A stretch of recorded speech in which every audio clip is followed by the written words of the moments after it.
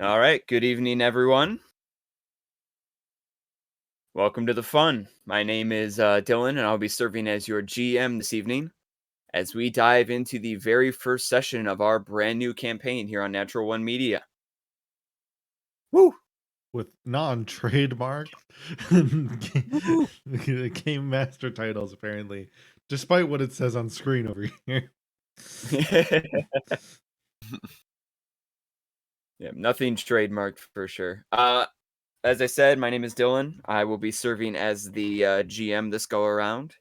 And today I am joined by not 4, but 5 lovely players. If you would all like to go ahead and introduce yourselves, we'll get to your characters in a moment. But for now, we'll just have everybody go around and let everybody know your name. So we'll start with Francisco. Oh yeah, hi everybody. My name is Francisco. You may recognize me as the DM for Embers by Daybreak, which is our regular show on Tuesdays. I'm super excited for you all to see this amazing adventure that Dylan has created for us and you. And yeah, that's all I gotta say for the moment. All right. Who would you like to go? Am I popcorning it to someone else, or who? Popcorn it. All right, popcorn. I'm gonna leave our special guest for the end. Popcorn Bennett. Hello, I'm Bennett. Franny just gave me a wonderful introduction. It's so touching. You may notice me as a guy who's been in a couple of these other campaigns. But yeah, I'm super pumped for this. I really enjoyed the Year of the Toad that Dylan did before, and also he better tell me what these cards mean. 'Cause he told What me card? that I drew a card. What? You, Marshall, go. All right. Hello. I am Marshall. I am the producer here at Natural One Media. I make the things that go on to here. And today I'm no longer DMing. It's the beginning of my lack of DMing, the Wednesday show.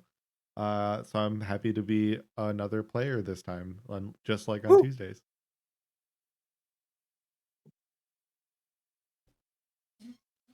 Yeah, thanks so much. So let's get our remote guest. Yeah, let's see if we can get him in. Hi, my name is Jade. I am totally shy, and that is the only reason why I am like this, muted sometimes and not seeing my face. It's only due to shyness and nothing else. Don't worry about it. And that's why I am the way I am. But I will be here when I can be. Don't worry about it. Leaving only our final guest, whose name I totally know, but you are all going to meet him at Hello, everyone. I'm Kevin. Very brand new to Natural One Media, but I am the husband of McKenna, who you see in. So, greetings. Woo! Yes. Welcome to the crew. Get We're it. happy to have you. Gaming. And dare I say, I see. We are a good group of attractive young men. I'm gonna stop this. All right, so we're gonna get into it. We got exactly. Please, we got by some all housekeeping means. to do, and then we're gonna get right into it because we got a lot to cover tonight. It's a big night.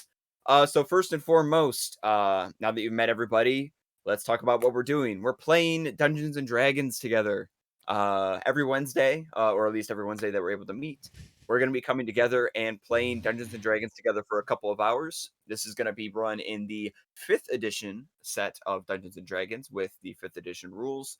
But you may see, a few changes here and there, things that have been adjusted, tweaked, moved about. Don't worry about it. Sometimes we like to try new things, figure things out, make adjustments.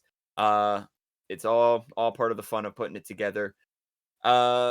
Few other points to note. Most of our sessions that we run here on the channel usually run for a couple of hours long. And if you end up not being able to catch our streams, or if you have to miss it to go do something else, that's totally fine. We also have archives of our streams available on this same channel, twitch.tv/Natural One Media. So if you miss an episode, feel free to just hop right back in. and get caught up. This is going to be a long form campaign, which means that the episodes are going to lead into each other, and there's going to be a continuous plot line with these characters. And honestly, I'm kind of just wanting to hop right into it. I'm at that point where I feel like there's extra stuff to say, but Well, I think I'll leave Marshall for that. there's a couple things actually that's kind of special for this show itself. So in general, as he mentioned, there's always a VOD after the fact. But for this show, because we're able to kind of start fresh, we kind of are in a good opportunity to not only have this show be available as a VOD, but every month there will be a highlight of this series to catch up on main story points. Along with the actual full episodes will be available as a podcast.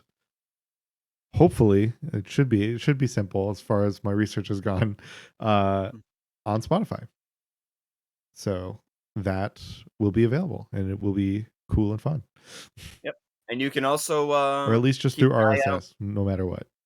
Yeah. Yep, and you can also keep an eye out on our Instagram page we have as well. Natural One Media has its own Instagram page where I'll be posting some updates, a few things here and there. If you go there now, I believe you can catch the trailer that we had put up a little while back, teasing this campaign. And there's going to be a lot more to come in addition to that. So definitely feel free to follow along with that, keep up with it, and we'll be posting regularly. Dare I say that trailer is pretty badass, so please watch it. Absolutely. Confirm. All right, I think that's all the announcements. Mm-hmm. I think it is. I don't know, guys. Are you ready? Oh, I've been Hell ready for the yeah. last You 2 ready for months. this? Are you ready? I mean, it's up to I'm you. getting a You know. blanket. Oh, hold you on. ready I to- gotta tie my shoe. Give me a minute. Yeah. Yeah. Okay, sorry, I'm getting Check. a phone call from my phone says his name is S Pam. I gotta take that. Sound really important. Oh, sorry, I only have 6 of my sets of dice out. Let me get the other dozen out. Yeah.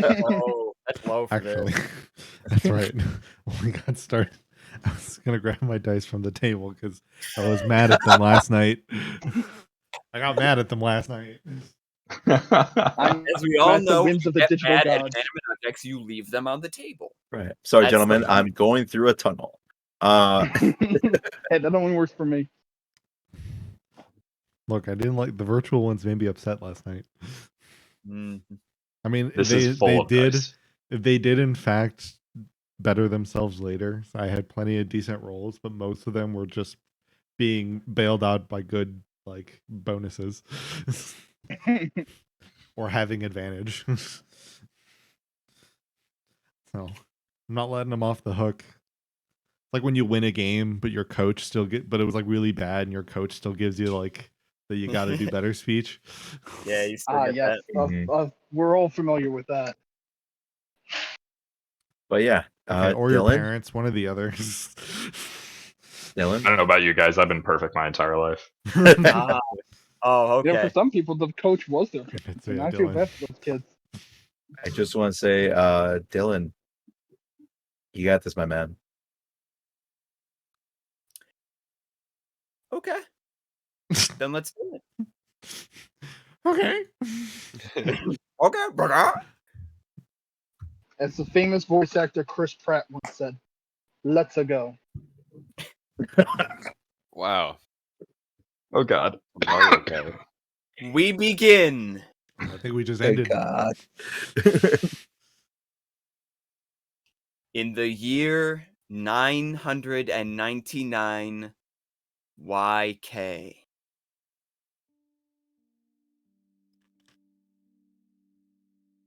Welcome to the world of Eberron. Upon it, a vast continent with centuries of history, known as Corvair. This continent has seen its fair share of changes as of late. A massive war spanning over 100 years saw the rise and fall of several nations. Its end brought about by cataclysmic destruction, the ruin of a once great land and millions of its people. The time we enter now is a time of tentative peace, with many wondering how long it can truly last. Civilizations have begun to return to normal, or at least a new normal for them, as they adjust to new allies on their borders and prepare themselves for any new enemies that may arise. Such is the world that these five find themselves in, struggling to adapt, to grow, to find themselves in the new Corvair, in this, the year of the Swan. We zoom in further. A large mechanical serpent from a distance. But coming in, we see that it is actually several rectangular cars connected together by elemental energy, moving in a locomotive state across a vast plain.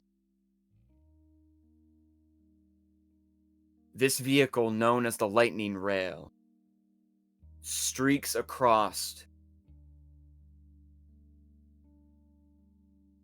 as the sun has almost nearly reached its peak in the sky.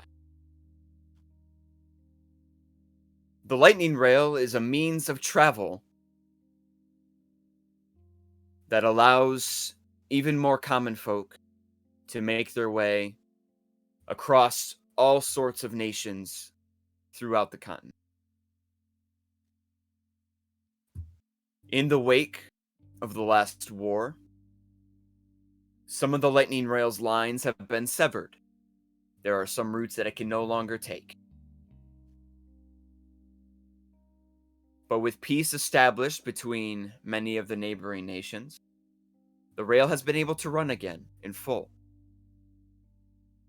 And anyone who is able to has taken advantage of it. So as we find ourselves focused upon the Lightning Rail, traveling down and into one of its many carriages, we finally meet all of you, travelers aboard the Lightning Rail, heading towards your own destinies.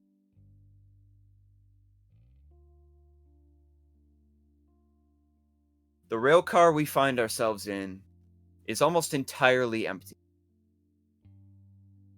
Populated with large, leathery red seats connected with each other to form these sort of C-shaped, almost like lounging areas. Separated off from each other by wooden walls and sliding glass doors, opaque, so that they cannot be seen through easily for anyone who would like a little bit of privacy. It is within one of these rooms that there sits an older gentleman and his companion, a woman with white skin, beyond human features, and a set of wings. Marshall, if you would like to describe your character. Yes. So, Sylva contains kind of a, kind of a pale look to her, very The wings themselves appear not of kind of the normal or like the average fairy kind of butterfly appearance, but her but two sprouts of antenna and the wings on her back betray that of a moth. As much to Francisco's lament.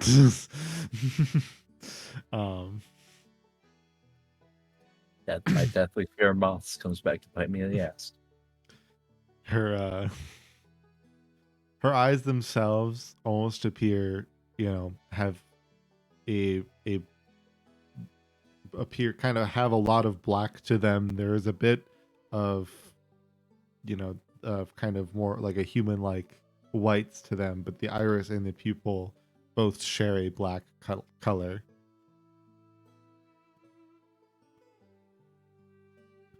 But otherwise, she dresses fairly formally, and but always has her trusty instrument to her back that for real me is sitting back there because Discord is a cuck and wouldn't let the sound come through the microphone. Even though I turned off every noise canceling service on it. I've ran into this problem many times.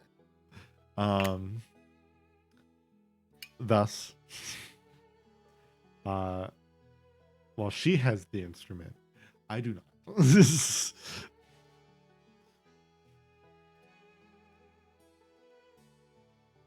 Her companion, an older gentleman, hair grayed, weathered eyes and face, wearing fairly suitable clothing, though there are touches to his shirt, the boots he wears, that suggest somebody who does a lot of hard manual work. There's a scent coming off of him, very light. Bit of a salt to it. That of a sailor. Your companion, Thomas, has spent the past hour or so not even looking at you, just gazing out the window, watching the hills and the trees roll by.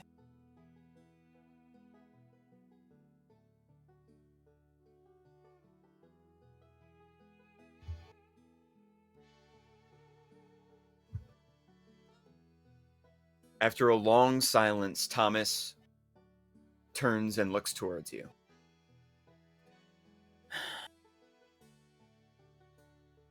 Isn't it wonderful?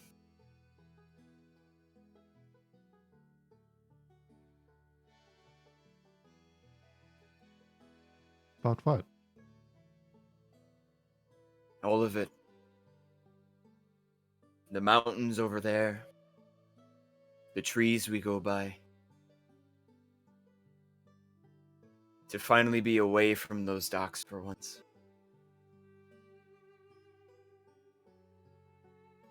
It's like a whole new world.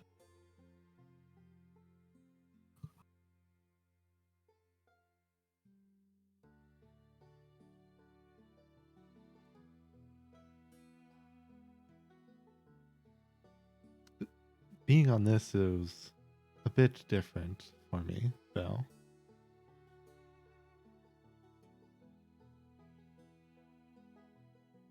How do you feel?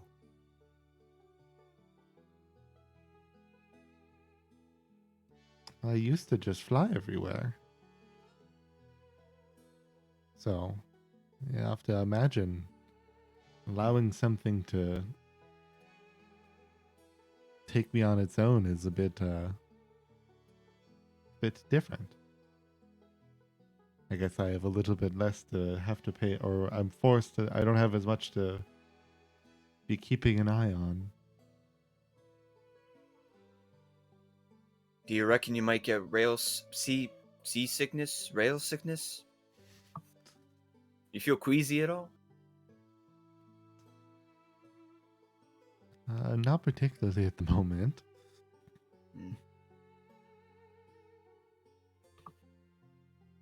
Thomas looks around for a moment. As he does, if you would like to give the rest of the cast here any other descriptions for Thomas, just so that they can get a better picture of him, definitely feel free to do so. Yes. Well, I don't know if it, but we'll have to inherently like look into the Roll20 icons later, but For sure. Thomas is meant to be a sea elf. Like he said, a bit weathered. Many of his features have kind of gone or kind of show signs of someone who has been on many you could say their own fights, whether potentially due to his demeanor that be battling with the sea or in the last war. Having been a long time sailor, that kind of meant that there was a multitude of there's a multitude of potential origins for scars. Right. As Thomas looks back to you, he says, I find it a bit odd. I haven't seen too many people coming in through this here carriage. No conductors or anything like that. It's just been us for a little while now, hasn't it? I don't know. Are we meant to be checked up on? I'm not sure, actually. Do you reckon they have food? I figured they'd probably have like a cart or something going around with food or drink. Maybe it is a separate car. There are many. Maybe you're meant to walk around. You hear a slight grumble coming from his abdomen. You wouldn't mind getting me see if maybe you can get me a nice drink or something to quell the old nerves, would you? I feel like if I were to potentially find out where the meals are, that might also help you. It might. Oh, gosh, that reminds me. And he kind of pats his person for a bit before he pulls out a very tiny, thin little scroll with gold ribbon wrapped around it. I don't know if I had clarified. As far as, where we're going, I mentioned my friend before that we're going to be visiting for work. Didn't I ever tell you his name? Because I worried that I didn't. It feels like a crucial piece of information to have given you. And all that preparation for getting the stream ready, I totally neglected to get my writing set up ready. I was doing the same thing 5 minutes ago. Few seconds here. Notebook. Okay,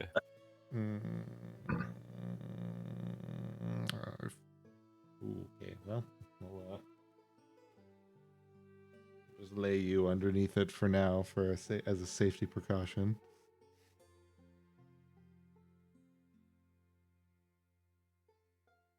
All right, yes, please. Yes. Well, so this friend of mine goes by the name of Milo Marigold, and he's actually a restaurant owner. He lives north of us, City of Passage up in Ondare. He owns. He's got a restaurant that he looks over. I think he's got a full inn, and he's going to be expanding out that inn even further, which is where we come in. He had mentioned possibly needing some additional hired hands to help with getting the new inn put together. And he had mentioned if we gave him a hand, then he would be more than happy to provide us with a place to stay while we were up there as well. It's supposed to be a lovely city up there, right by the water. lots of things to see. Should be quite fun. Well, I hope it wasn't necessarily for a massive amount of manual labor, as I'm not necessarily the most equipped for lifting pallets. Well, he may not know you too well, but he does know me, and he knows that I'm getting on in my years as well, so I'm sure he's not expecting too much of that. As well. What is that supposed to mean?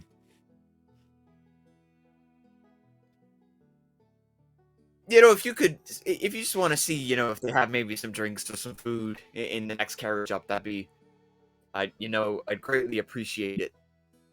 Mm-hmm. And I would definitely be in your debt. And very thankful to you, who are a great friend of mine, and who I would definitely never call old, even by accident. Remember who's got the ears on me now. As Right. I'll kind of get up and begin kind of walking myself to the to the back. And if anything, this would kind of be to whatever Thomas, I guess, would insight from it, but me walking is not normal. Sure. Yeah. He watches you for a bit, and as you leave and kind of around the corner there into the main aisle, he returns back to looking out the window.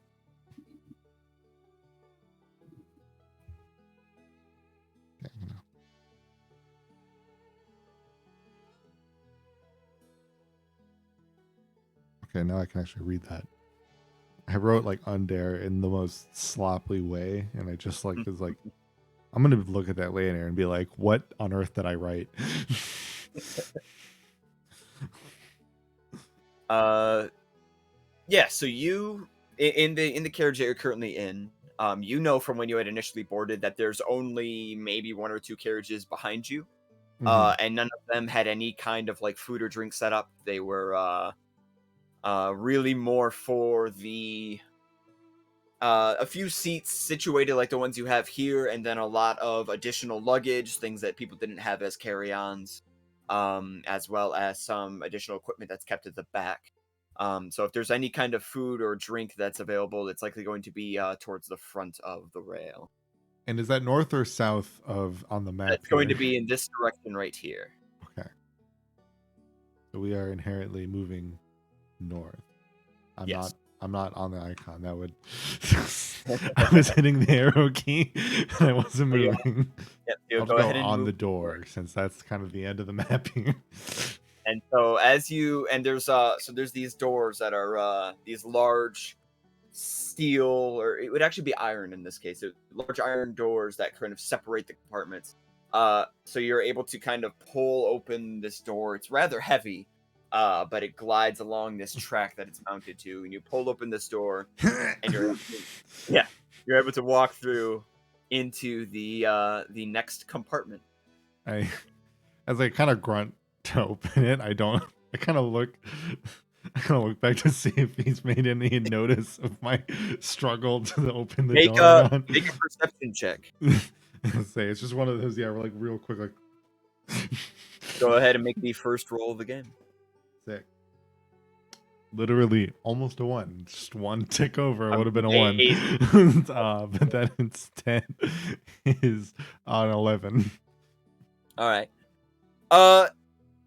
From this angle, because of the these wooden walls that are put up in between the different seating areas, you're not able to see what he's looking at currently. You didn't I don't see his head peeking out into the not peeking out into the aisleway or anything watching you. That's what's important. I haven't drawn his attention. So as you make your way into the next carriage, you find yourself looking at a further arrangement of these kind of U-shaped lounging areas. And as you walk forward, you actually do start to see more passengers. A few of them you recognize from when you had first boarded the Lightning Rail. You see kind of two groups. There's a group on your left of these three travelers that are talking in whispered conversation with each other. And as you are closing the door behind you, one of them sort of peeks around, whispers something to their companions, and then they slide their door shut, closing their little lounge area off from everyone else. Ahead of you is another door, but this one is just a wooden door with a full view glass pane, allowing you to see further down into the carriage. Okay. So I guess, yeah, I will, seeing it just as, with this side, the handle's over here. As you walk forward, the lounging area to your right, there is a set of two travelers. As you walk by, the two of them take notice of you. One of them whispers to the other, and they just continue to watch you. Not really in any kind of hostile way. They just seem kind of inquisitively be looking at you as you walk by. All right. I will head to the door then. So, as you approach the door, would you like to go through? Yeah. All right. So as you approach, you open the door. It slides very easily, and you find yourself looking at the next set of lounging areas. Both of these areas have their doors closed, so you're not really able to see inside of them very well as you walk through. But as you do, in the lounging area on the left sits two people. One of them is a sort of orcish figure, wearing adventurer's clothes, heavy leathers, belts, large boots, sitting sort of in contemplation, occasionally casting stares at the figure sitting across from him. Francisco, if you would like to briefly describe your character. Right. So what you see is about a young adult, roughly 18 to 22 years old. He is tan-skinned, with long black hair that does seem a bit disheveled and as if it's just allowed to grow. With what looks to be a slightly worn gray bandage over his eye, his left one. His clothes seem to be lightly armored, but nothing too outrageous. And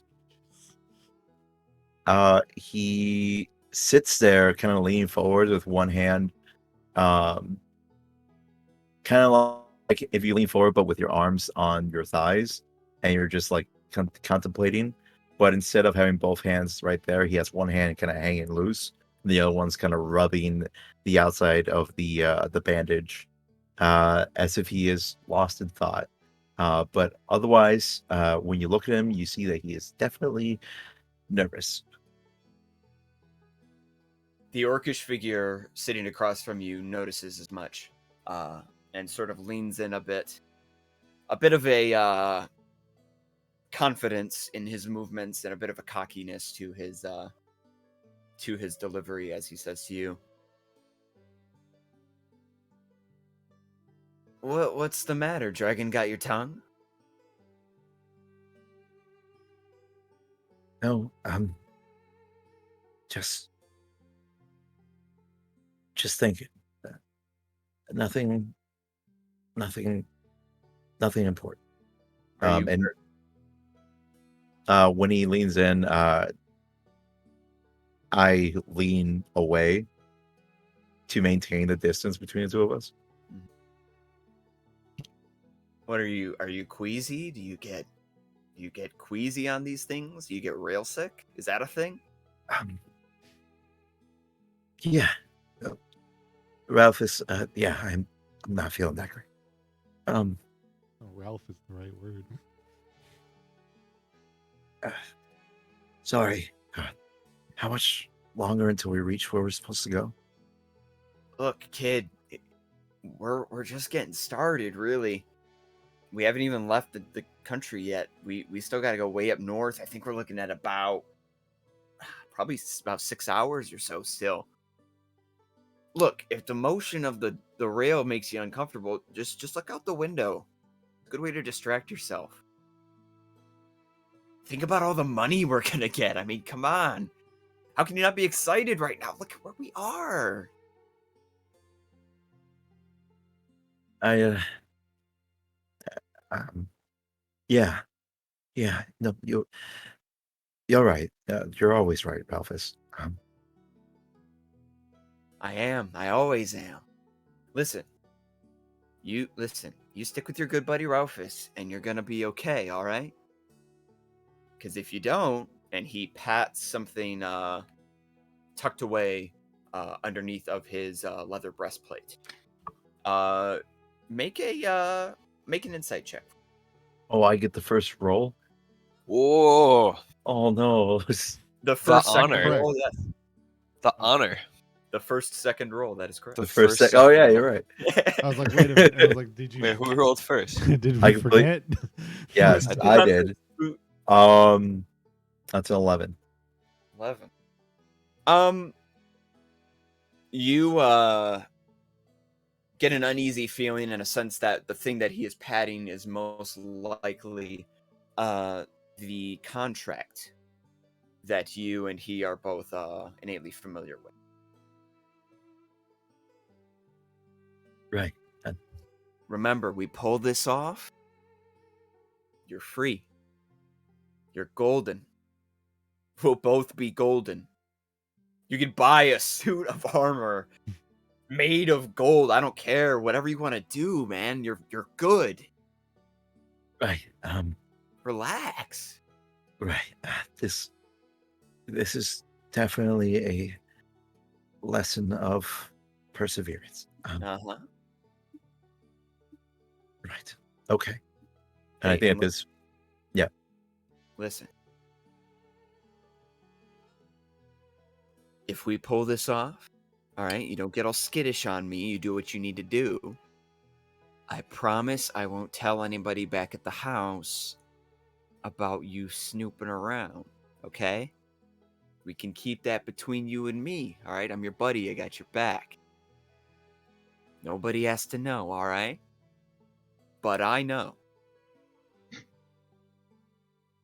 Got it. The best friends blackmail. I hear you loud and clear, Ralphus. Good. You know what? I think you need a drink. Because I'm not even feeling anywhere near as nervous, and I need a drink. So you must be jonesing for something. What's your poison? What you need? You want mead, ale? Water. What? Oh, buddy. No, Look, I mean, okay, technically you need water to, like, live, I guess. But where we're going, I gotta teach you. There's so much to teach you, really. All right, fine. We'll start light. But when we get to our next stop, man, the things I have to show you. And he stands up quickly from his seated position, goes over to the door, swings it open wildly. And he says, "You and me, we're going places, kid. All right? Me and you." Going places, right? Yeah. Me and you. Great. And he turns around and immediately runs into you, Sylva, by accident. I guess. Like here, probably. Right about there, yep. And he sort of falls back a bit, stumbles back, says, "Oh, geez, whoa. Watch yourself. All right? You all right?" How hard did you run into me? Not too hard. He was fully in motion and wasn't looking at you, so a bit of an elbow check. But not enough to do any damage. Not to do any damage, but it's to somebody who barely ever walks in their daily life. Whether or not I keep balance is potentially another question. Okay, we're good.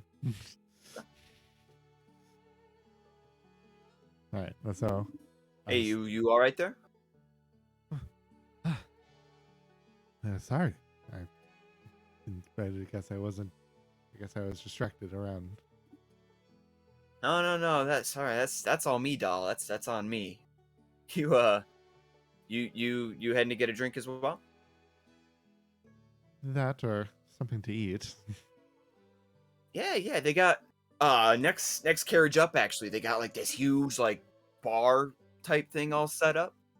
Got a bunch of drink options, food stuff. It's gonna be great. I'm heading up there myself. Yeah, you take care of yourself. All right. Careful not to run into anybody else. You might hit somebody who's not so friendly. Okay. Keep that in mind. Yeah. All right. See you around. And he turns and continues walking down the carriage towards the front. Meanwhile, in the lounging area directly to the right of this conversation, the traveler within, sitting by themselves, hears the small commotion outside, and then a brief conversation that occurs. Listening intently, Kevin, if you would like to briefly describe your character. Yeah, sure. So in the lounging area is a person of indistinct gender, primarily due to the cloak that they are wearing around themselves. Look to be about average height, a tanner skin, and brown hair, and that's really all that you can really make out of them from any vantage point. Does anyone like actually like look through and like look directly into the lounge, either the orc or the your door is currently closed as well, so Yeah. it's got kind of this opaque glass that makes it Gotcha. very difficult to actually see fully into it. At the most, you'd be able to make out like very rough shapes. So somebody Gotcha. looking through would be able to tell that somebody's sitting there, but it would essentially just be like this super hazy, grayish black blob. Cool. And you haven't been really bothered by anyone for pretty much the entirety of the trip here. You've just kind of been sitting here, but then you do hear this commotion outside, the sound of something hitting something else, and then conversation, some sort of speaking that's happening between two people. It's your choice if you would like to investigate or if you wish to stay in your position. How good would sound travel through those doors? Like Doors are a little soundproof, but not necessarily. So if you were Okay. to roll a perception check, you may be able to pick up on what they were speaking about.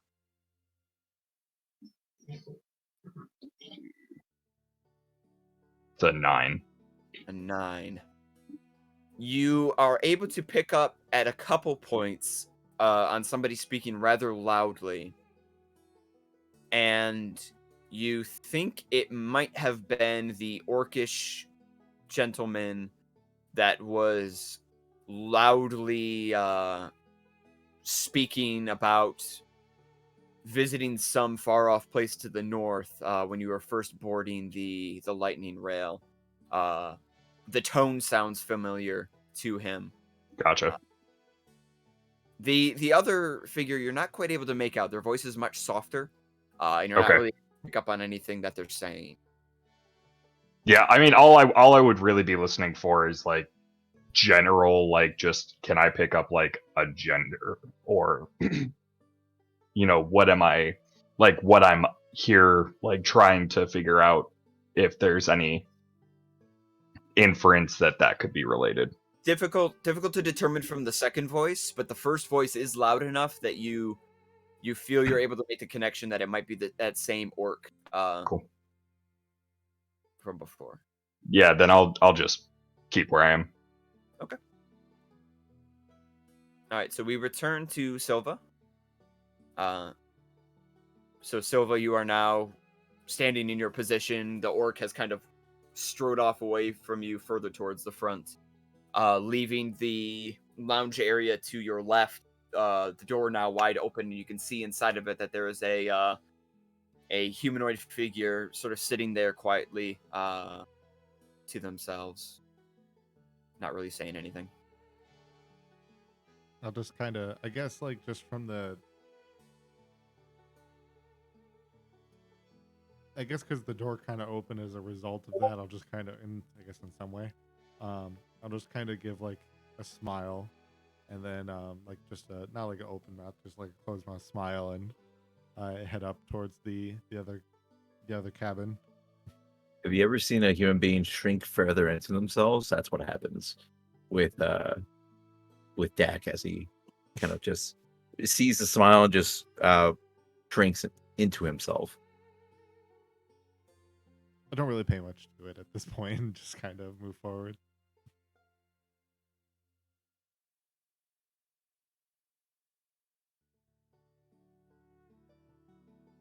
All right, so as you move forward further down into the compartment, you are able to see another set of lounging areas. In this one, both of the doors are opened. To your left, you see what looks to be a smallish halfling with messy hair. And to your right, what appears to be a dwarf with a much larger and more impressive beard than the halfling. To begin with, Bennett, if you would like to describe your character. Okay, yeah. So Johannes, he's a halfling with like scruffy blonde hair, a beard, not anything too crazy, kind of like what like Marshall has maybe. So like an ashy blonde. Nice blue cloak, held together by a pin with like a blue rose. Holding it together over his meager things, a small little bag with containing pretty much all of his belongings, and he's kind of just sitting, staring out the window, and then occasionally like feeling in his cloak, and you can kind of see that there's a weird dagger that I keep grabbing for, just like kind of looking at and looking back out the window.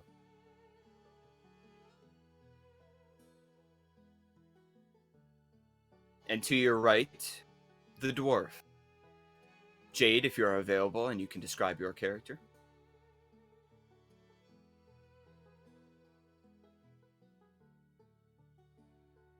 Is that a no? We'll see. Yeah, we'll see if we got him at a bed.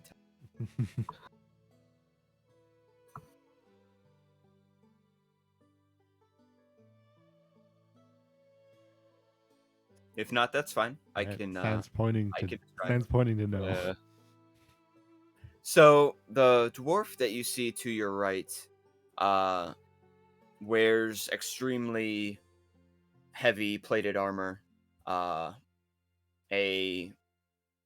white beard and hair, slightly tanned, darkened skin, weathered.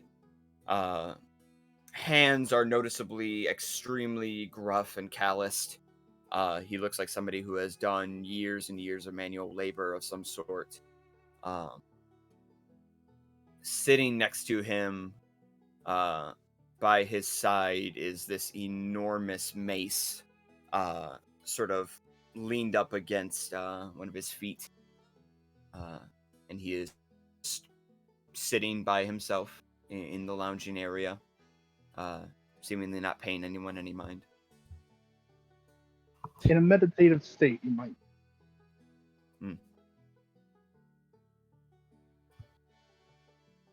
Eyes closed, muttering something softly.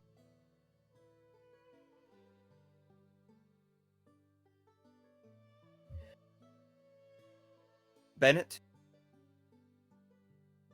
Hello. your character, who for most of this journey has been trying to sort of avoid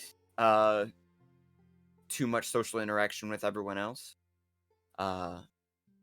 can't help but notice the figure that is walking down the main aisle. You have never in your time seen a creature like this. You're not familiar with it in any way. But it is humanoid, walking upright. They have the appearance almost of like a moth. White skin, wings. And they sort of are passing by you. I kind of just am just glancing for too long, like where I'm trying to not to stare, but it's pretty obvious that I'm definitely staring. Sylva, with your passive perception, you would catch that this halfling is staring at you, seemingly unabashedly.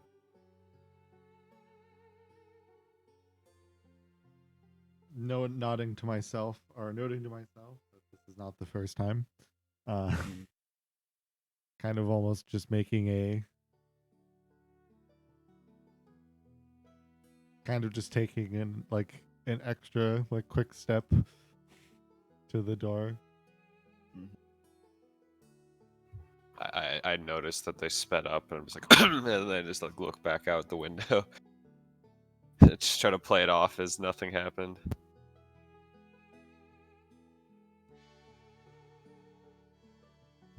Dylan, do you have the music video volume really low or something? I can turn it up a bit if you need. Compared to our tech, it's all but disappeared on me. Bob. Pop it up a little bit. And my master volume is all the way up. Yeah, this is definitely a softer track than the one that we had tested.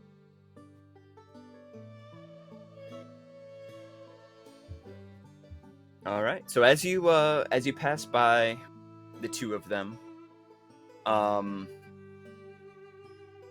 the orc from before suddenly re-enters into the carriage and is walking back towards you. He has 2 drinks, 1 drink in each hand. As he walks back towards you, he gets up to the door that's now kind of separating the two of you. He looks at you through the door, and he kind of makes a little motion with his hands towards the door handle.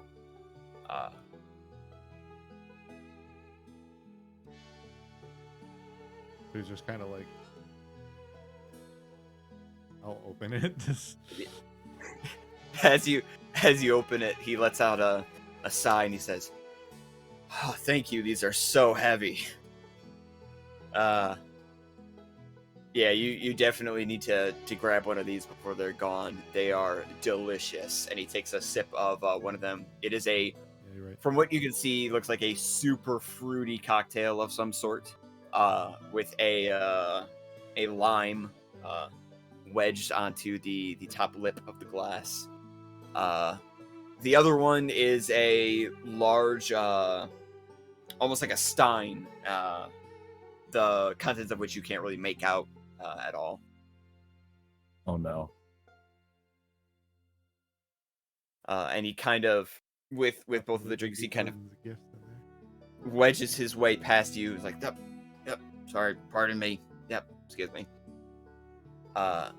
Wedges his way past you and quickly makes his way back around and into the lounge area that he was sharing with Dak. Sitting down with a slam that almost causes the drinks to spill before he hands you, Dak, the large stein. It says, "Here."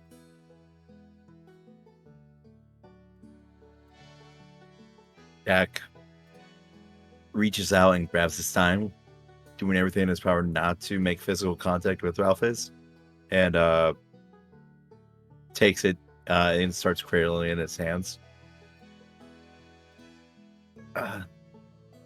What is it? It's water. it's water. It's you asked for water, so I got you water. Ralphus, if this is water, I don't think this is drinkable. What? What are you talking about? What do you mean?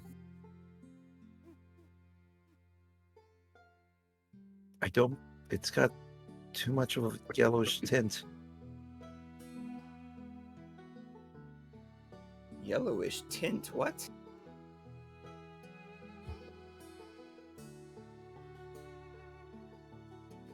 I just set it on the ground next to me.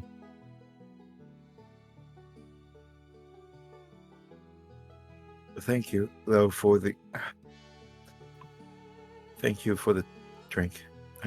I do appreciate the effort you went into getting it, and yeah. Okay. You're gonna want to take a big drink, all right? I got something we gotta talk about. Serious business. Okay.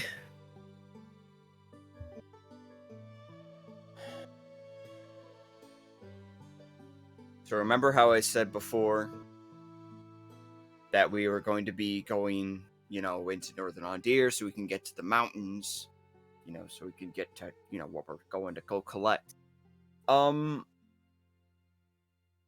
There might be a bit of an issue that kind of just now came up. What happened? Is everything okay? Don't panic. Don't freak out. It's just that, I sent a message out to the contact that's supposed to be meeting us at the base of the mountains. And I got a different guy back.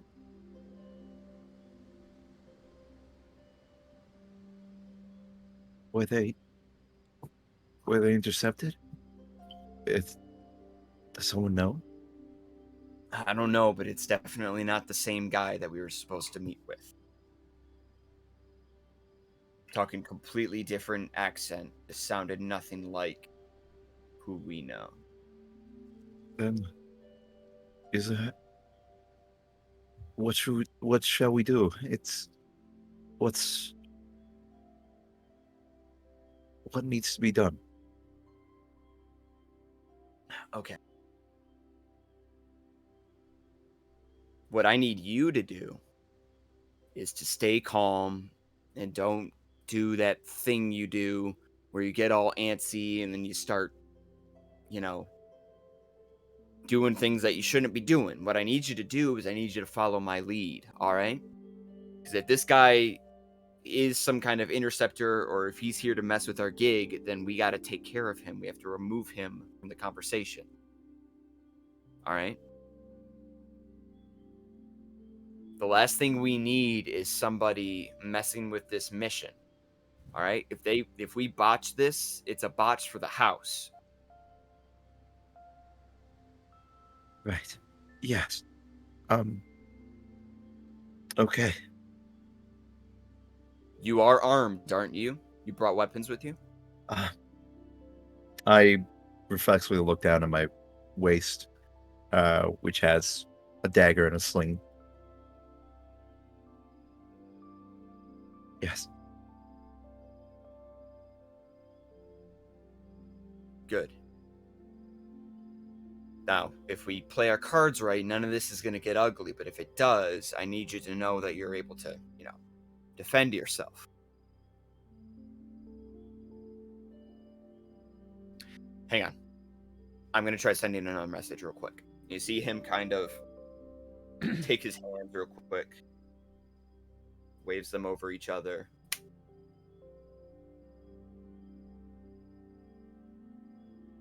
There's a pause as he sort of looks off over your left shoulder.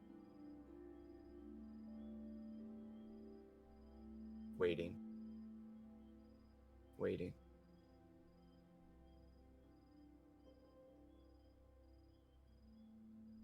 As he does, Johannes,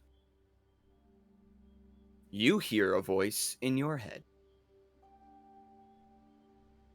Okay.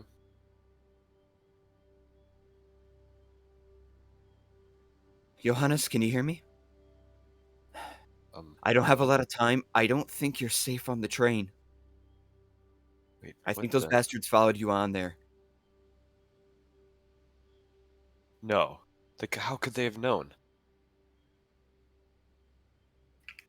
Wait, who am I talking to right now? What? I'm just like looking around. You don't hear anything for a moment. Panic starts to set in. And then after a considerable silence, you hear the voice again.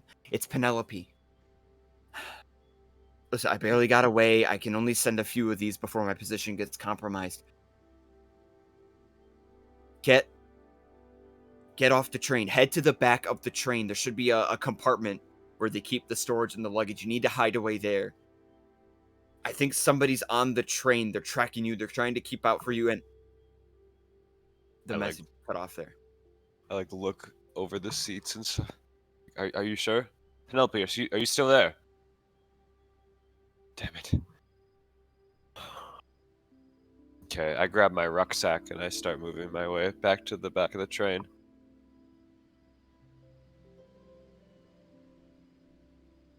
Sylva and Nathaniel, the two of you notice this halfling suddenly get up and leave their lounging area and start making their way towards the back.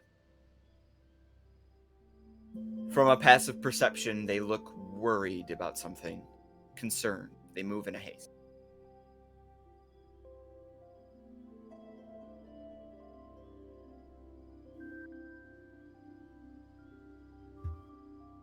So they're heading to like the back part. Yes, they're heading south of us. They're heading to the back of the lightning. Well,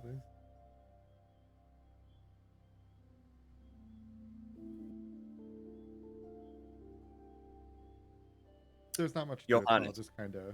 I'll just continue heading into the next cabin. Mm-hmm. Yeah. Johannes, as you are making haste, I need you to make me a dexterity saving throw.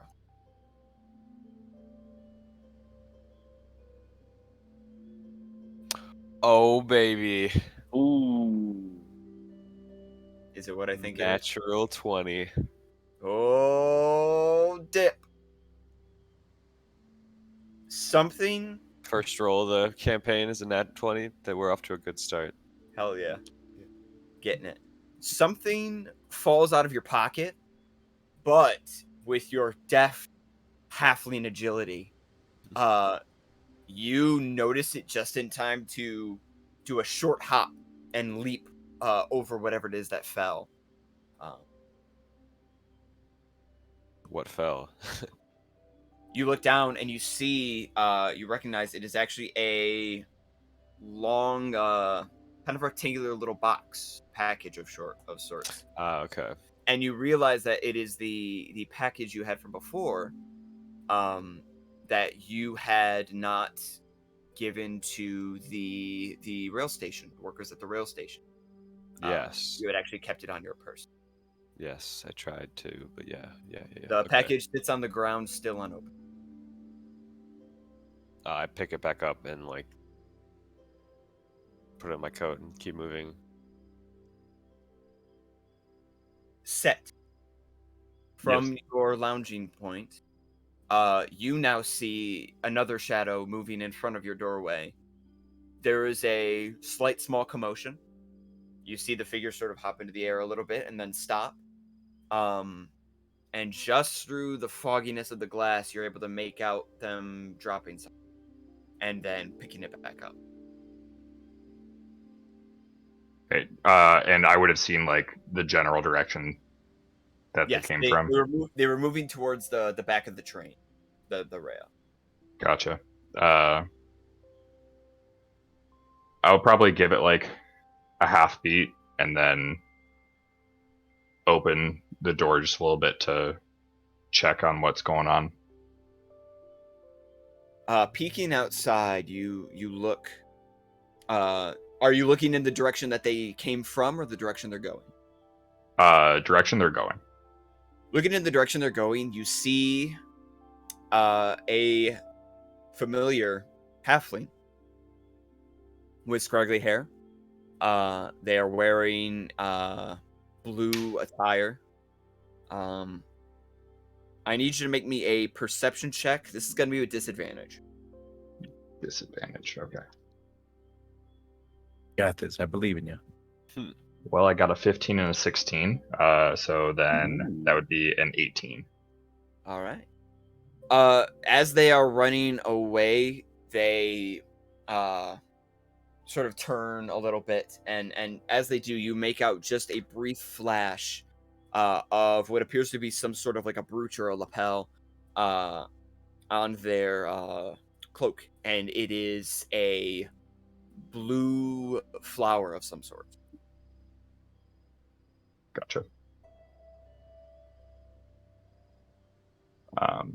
Once they have fully moved through that door, before it like fully closes behind them, I'll kind of like stick a foot in it to like kind of silently start moving that direction.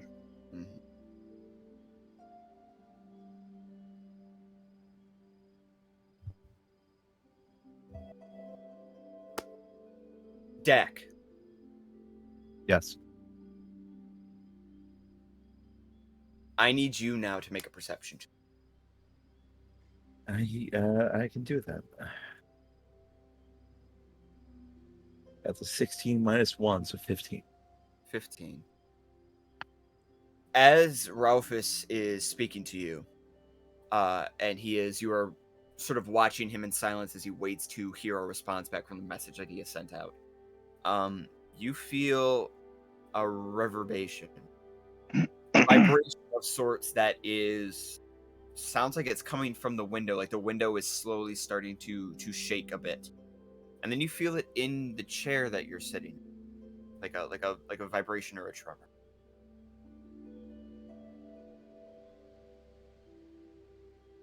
Ralphus.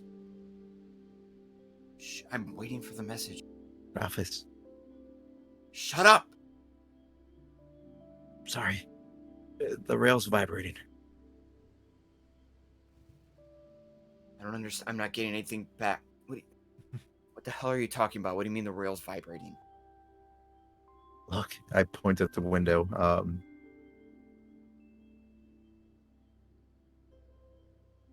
It's a rail. It's a moving thing. It's moving. Of course, it's gonna pipe. Look, and he kind of is knocking on the window. It's moving. It's part of the. It's not like the rail's not coming apart. It feels, Ralphus, it feels different. Different how? Bad. I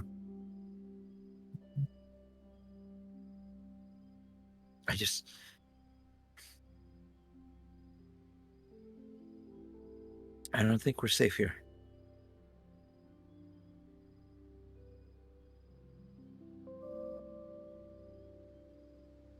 Damn it. This was supposed to go smoothly. This was supposed to be a sure thing. Alright. Okay. New plan. We're gonna move to the back of the train, alright? There should be some compartments in the back that are a little more private. Everybody likes to, sit up more towards the front. We're gonna move to the back. Okay? Okay.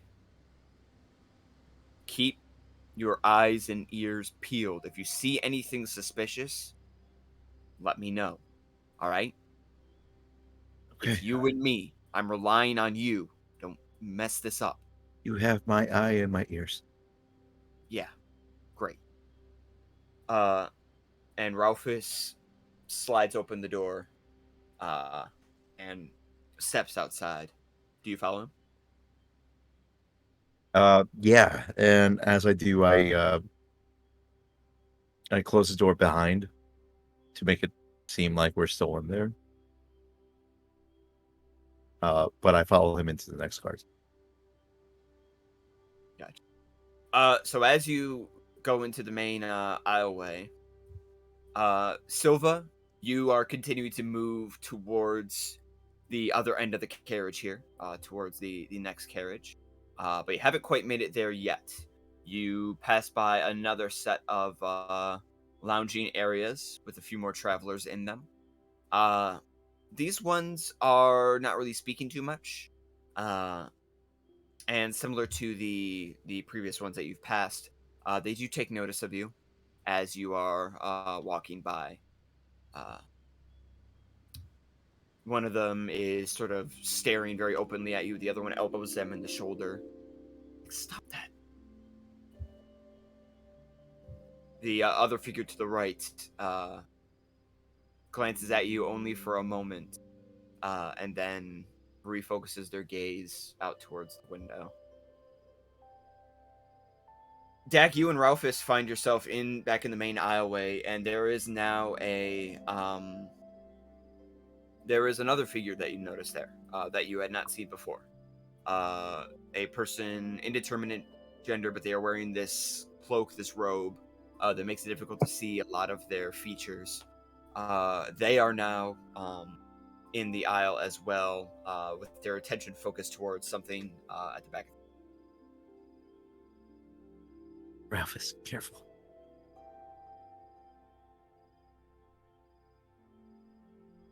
Hey, Ralphus calls out to this other figure.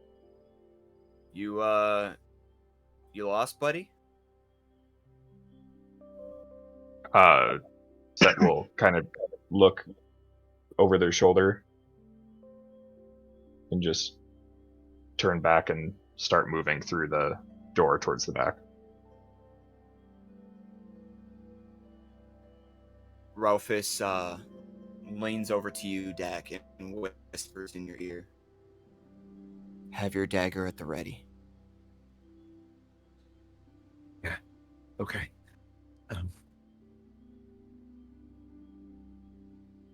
And Dak does not reach for his dagger. Set, you feel the orc's eyes burning a hole in the back of your skull as you continue moving towards the back of the carriage. Do they immediately follow directly behind me? Like the door doesn't even shut before they're moving through? Correct. Before the door even closes all the way, the orc catches it and is beginning to follow you. Got it. I'll keep a notice of that and continue moving on.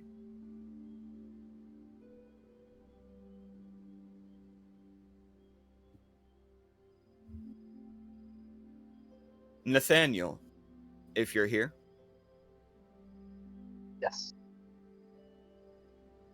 You've been keeping to yourself this entire time. But you also begin to feel something of a vibration.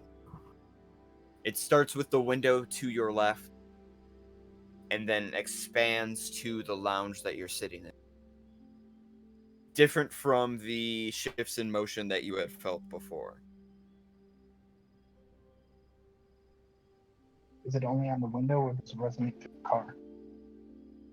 It starts at the window, but the resonance is spreading to the point where now you feel the seat that you are sitting on is shaking slightly as well. Feeling this, I'll definitely grab my mace, stand up, and see if I feel it in the floor. The floorboards beneath your feet, at first calm, but then they too are beginning to vibrate a little bit. It's like the vibration is traveling, expanding. Okay. I'll head out of my little cabin area into the main hall and try to follow to its source if possible. The vibrations spreading further outward. You find yourself back in this main aisle. Just as you are entering it, you see, heading towards the back of the train, two figures walking through. Dak, do you close the door behind you as you are going through? I do. Okay. So you catch as the second figure is closing the door behind them that leads into kind of the back section of the carriage.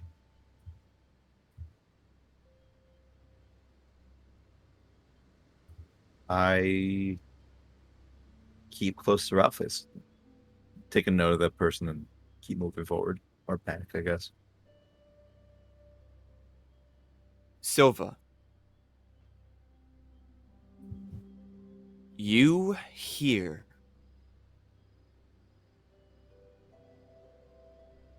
in a tone you do not recognize. Ethereal, soft, this constant tone, almost like a note being held. It starts from your left and then has sort of a Doppler effect as it moves hands over to your right.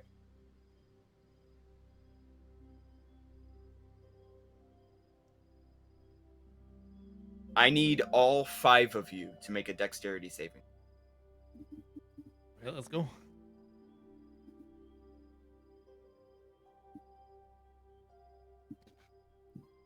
All right. All right, Johannes with 24. Jeez. Look, he's finally not playing a wizard. Okay. All right. Well, hey, chalk me up for roll, huh? No. There it is. Oh, wait. There it is.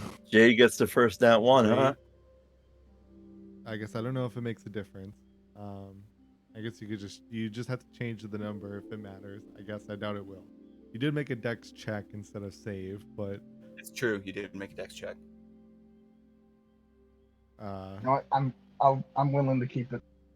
Well, I think it would just be you'd have to change your modifier. I don't think we should change the rolls in those scenarios. We could do the math. Oh, Yeah, I mean, No, it's actually the same. a 1 is still a 1. Yeah. Yeah, absolutely. So I'll have you go ahead and roll a percentile die as I explain to the audience what is about to happen here. Here at Natural One Media, we have a special rule that we incorporate into our campaigns. Anytime that a player rolls a natural 1, they will then have to roll a percentile die.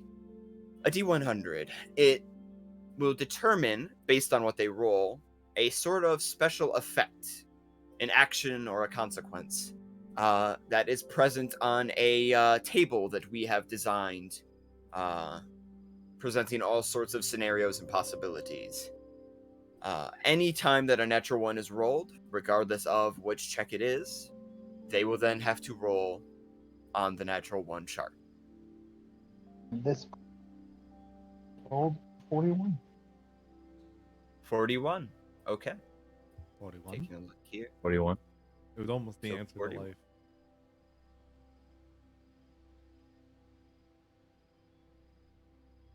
All right, Okay. this is first nat one of the campaign. Here we go. Let's go. Aren't I special? So, One day I should change this so that 42 is a big reference to Hitchhiker's Guide. That's all good.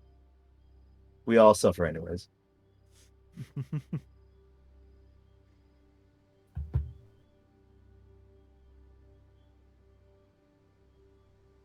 with a 41, nothing odd happens right away. Unless you count the fact that your legs immediately give out from you and you find yourself falling prone to the ground.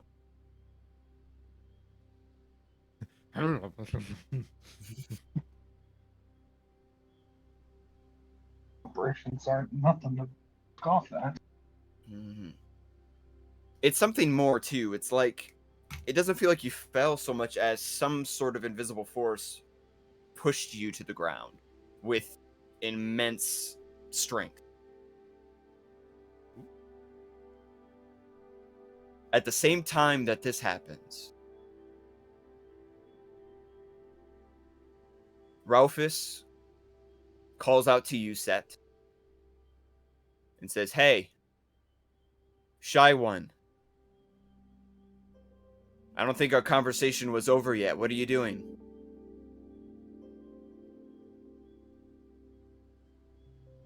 Moving.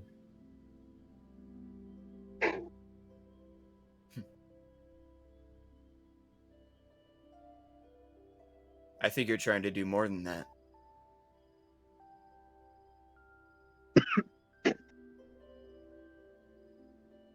And I've yet to see how that is any of your business. What you're about to see, and as he steps forward, all of you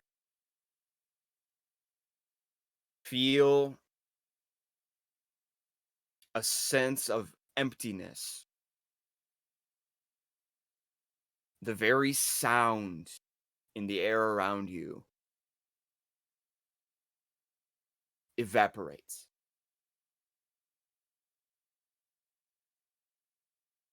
And then is immediately followed by absolute chaos. Dak, you watch as the orc in front of you moves towards the hooded figure, beginning to draw a blade. And you are just able to catch, looking from your right side, glancing through one of the windows, a large shape flying towards the rail at an impossible speed before it smashes into the rail through the window, launches itself into Ralphus, wraps large iron arms around him, rips him down, and flies with him, crashing through the other side of the rail and off into the sky.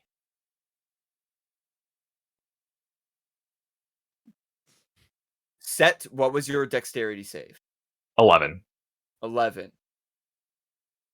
You are thrown back.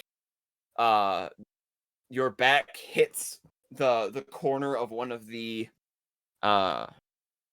corner of the wood of one of the lounging areas, and you take a point of damage as you are slammed into the wood. Dak, what was your dexterity throw? I beat Set by 1, so 12. 12. You are hit with this wave of impact across your face, knocking you back 10 feet, and you feel shattered wood and metal and glass streak across you as you take 3 points of damage.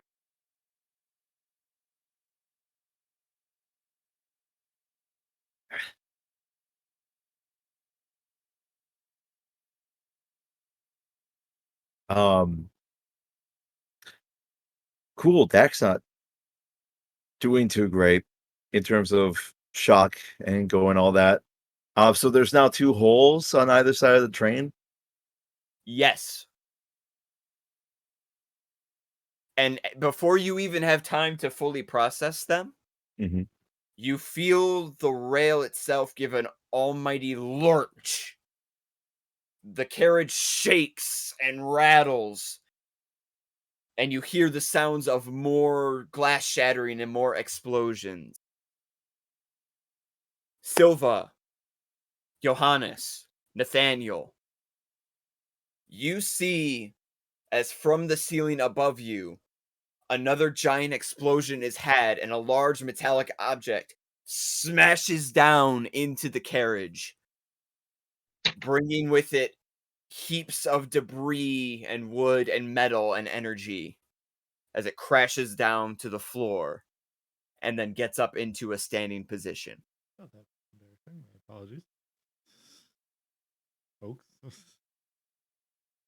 shortcuts failed me and I accidentally went back a couple pages. Johannes, I was muted. What the hell? Hello.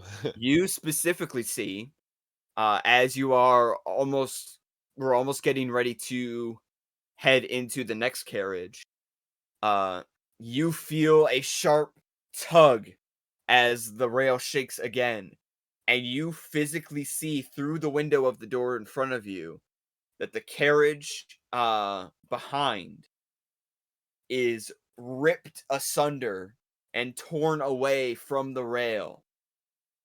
And you see the front of it is smashed in as several large metallic figures crash into the rail, crawling inside of it and ripping it apart. The carriage disconnects. And as your carriage is continuing to move forward, shaking and rattling about, the one behind you that you are heading towards is disconnected and begins to fall away. Oh God.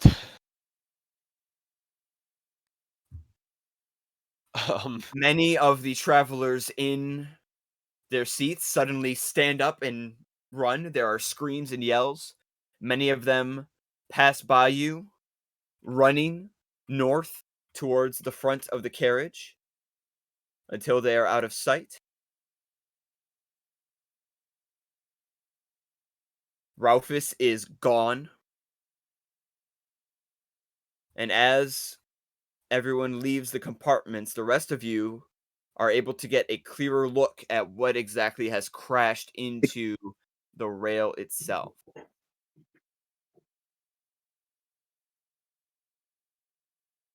Sylva and Nathaniel, you see before you, standing up now, an immense iron humanoid figure. Sinew of wood in between large metal plates that make up its body. It turns and looks at both of you with piercing red eyes.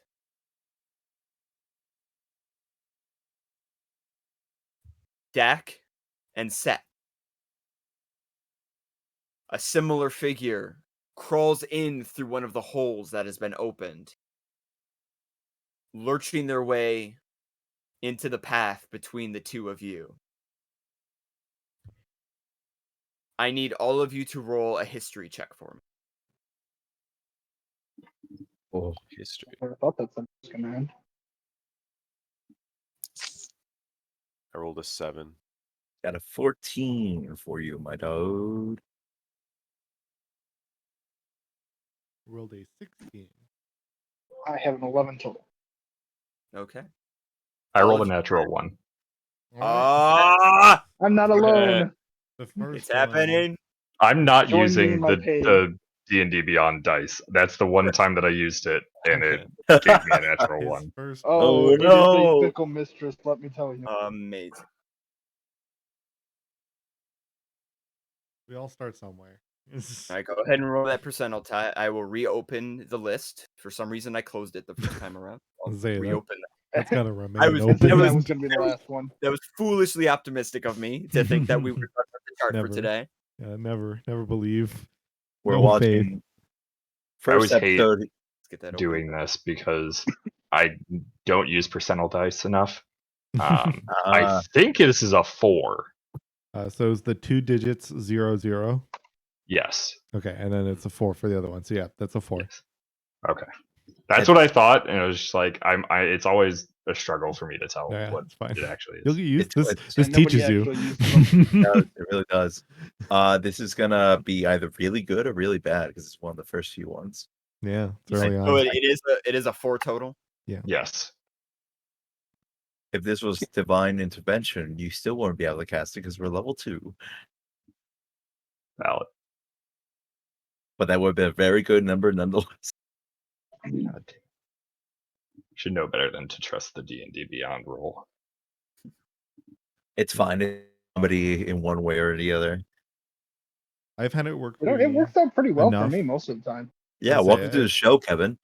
I've had it work before. But like I said yesterday, they weren't super hot, and so I was running into like I was only bailed out yesterday because I had good skill rolls or advantage in some scenarios. One of the times I would have had a nat one. Oof.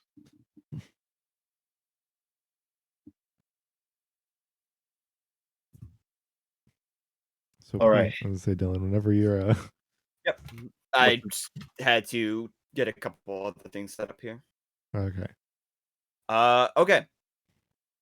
So, Seth, as you see this hulking metallic figure step up in front of you, what was your total roll for that history check? 4. 4.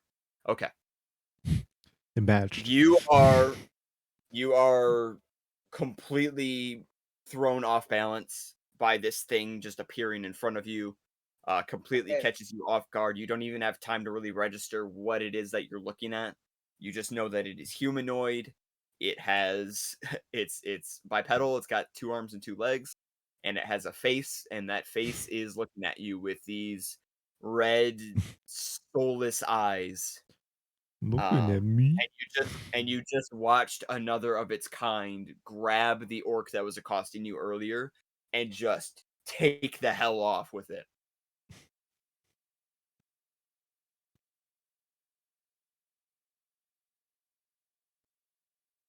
In your confusion,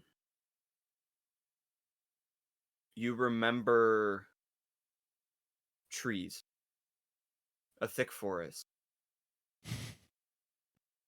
a small campfire, and a short man sitting by it. He looks up at you, but his face is indiscernible. Something about it is comfort. You blink, and you're back in present. And the face is no longer that of the kind stranger. It is of this thing standing before you, as it readies, presumably, to attack. Everyone, I would like you to roll initiative. Hey. Oh boy. Here we Here go. we go. All right, D&D Beyond. Don't fuck me on this. Great. Hey, there we go. Mine Hey, See? is a 9. All right, we have a 9 for Nathaniel. Dak got an 8 right before that or after that. Yes. 8. Okay. Great roll so far. Got an 18. I got a 15, by the way. I don't know if that came through. All right, so we got an 18 for Set and a 15 for Johannes. I have a 23. 23. Wow. All right.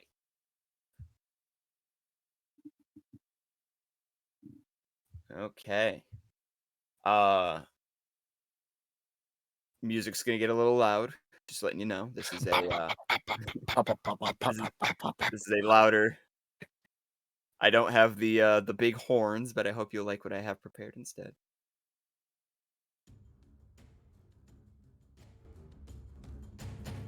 There we go. So, we enter initiative. Ladies and gentlemen, it's combat time. Let's go. First up, Sylva. You see before you this hulking, autonomous figure that you recognize to be a Warforged.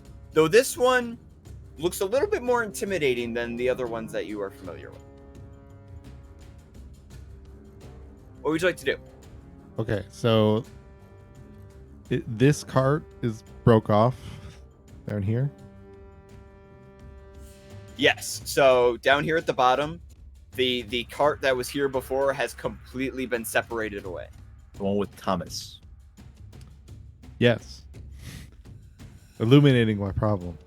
How tall are the? Well, I guess the doorways probably aren't that tall. I was gonna say, how tall are the ceilings of this cabin? I've got a door to go through. About 7.5 feet.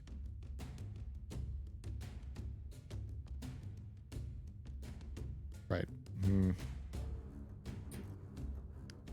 Well, so I more in a way hoping they're not here for me. I know. What a thought.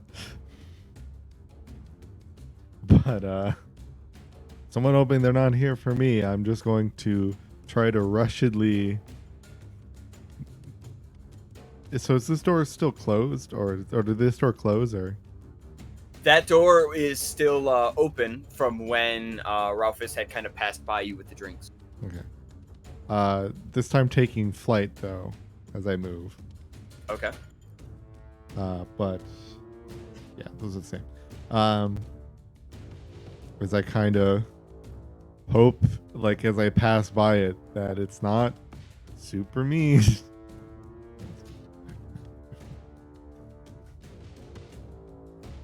Let's see what happens when I come this way. As you fly past, Yeah. the Warforged follows you, unnervingly smooth in its movement. Nathaniel, you see this happen as well. The Warforged watches you as it goes by.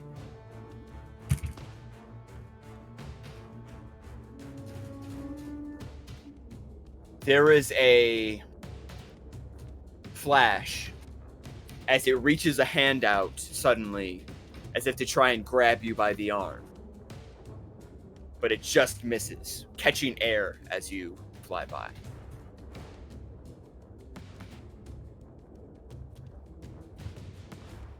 Oh, that's not good. Alright, sorry, so. Okay, so I'm there. As what can I see for the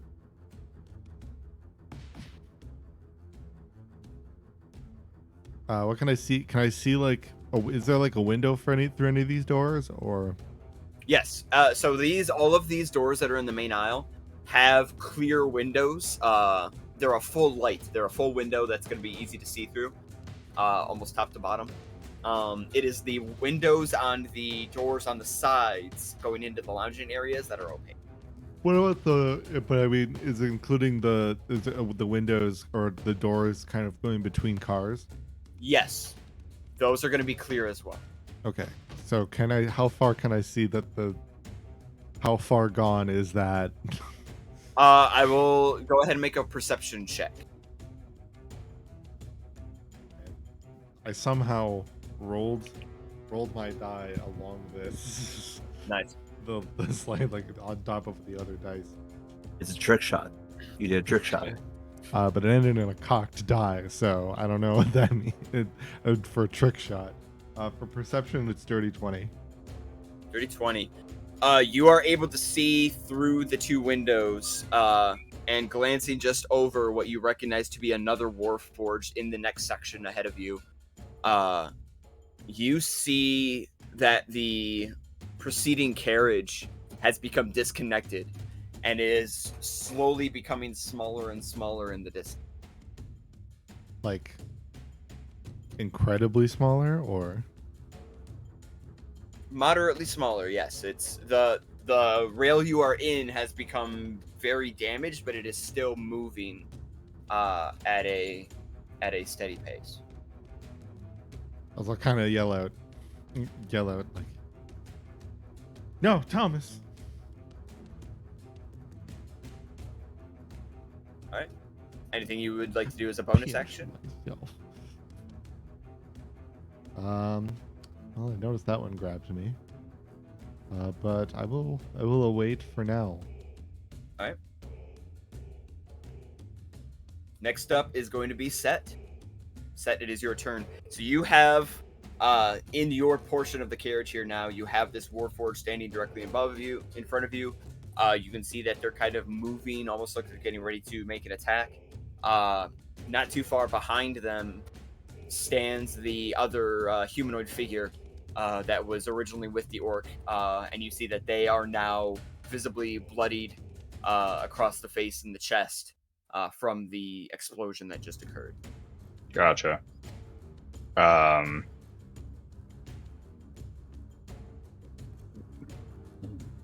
So seeing as there is from where I'm at right now, is that door to that lounge area intact, or was that kind of blown out? The shock of the explosion has not been enough to tear down the door entirely, but it is careening off its hinges a bit. You can still see through Gotcha. the door into the next portion of the carriage, but it's still kind of... Oh no, I'm saying the little lounge area. Oh, which one? The one on the right here. Let me. Yeah, go ahead and click and hold on the specific one. I don't know. Oh wait, select. So, like this area. Yeah, the door that was there has been completely been eviscerated. Gotcha. All right. Well, then basically I have no choice but to directly engage, even though that's not what I like to do. I think, yeah, I'll go ahead and draw my rapier and kind of step up to swing at it. All right, go ahead and make an attack roll.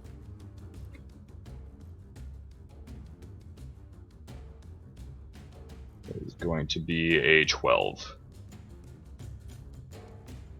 All right, so as you swing with the rapier, there's a loud clanging as it glances across the steel breastplate of this Warforged, but it doesn't seem to have any reaction to it. It just sort of tilts its head slightly to look down at you, and you just hear this low murmuring sound echoing from where its mouth should be, as it just goes.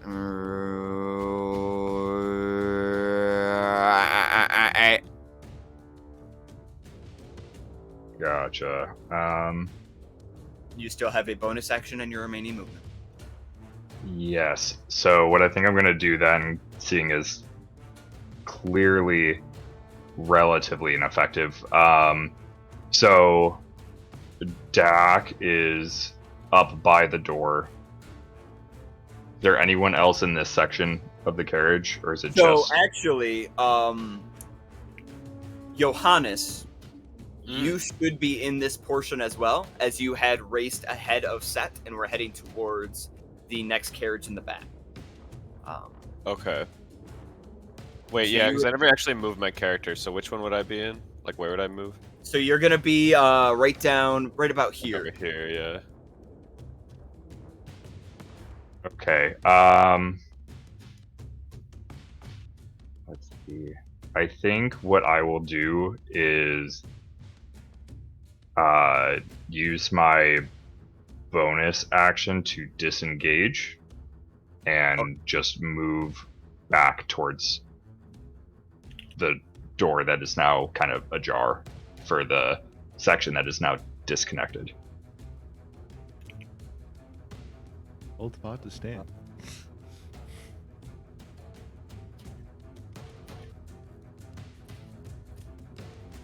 All right, understood. So as you disengage from the Warforged, it stops emitting this odd reverent tone to you, and instead turns and is looking towards Johannes now.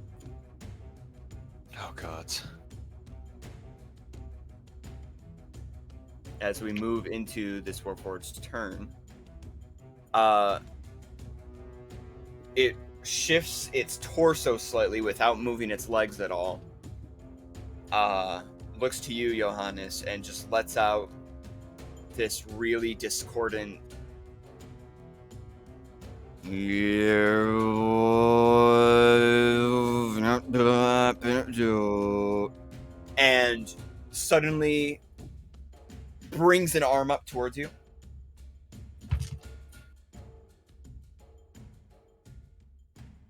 That's going to be a 19 to hit. That's gonna hit. All right, so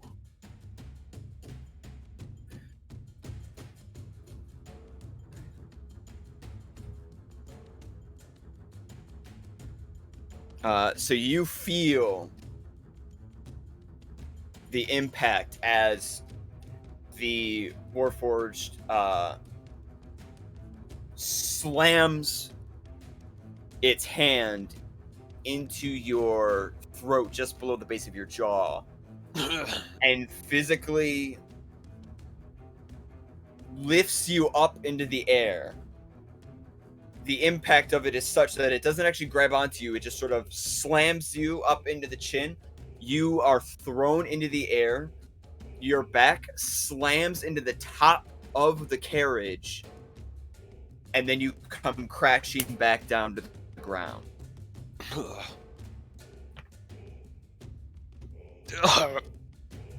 Oh god, how much damage did I take? You take 5 points of damage.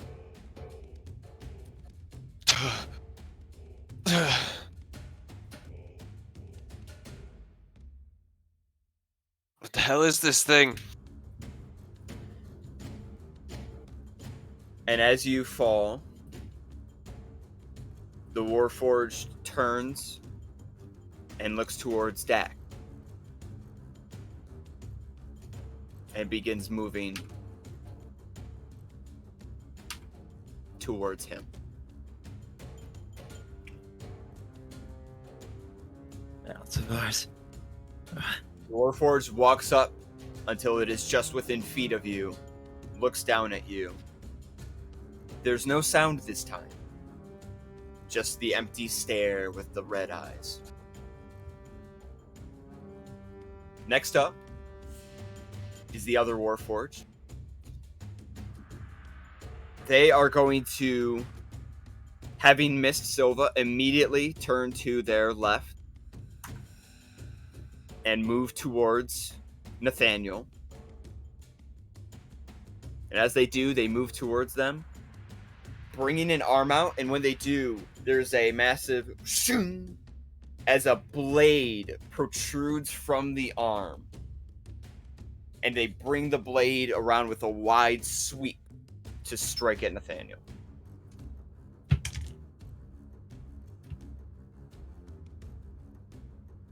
Okay. That is a 24 to hit. That will hit. Okay.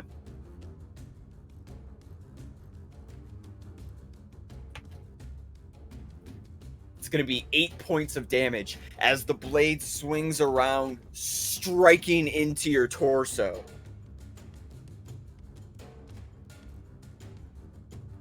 Oh, gotta admire the crash. The Warforged will end its turn, standing within inches of you, blade down to the side, preparing to swing again. Johannes, it is now your turn.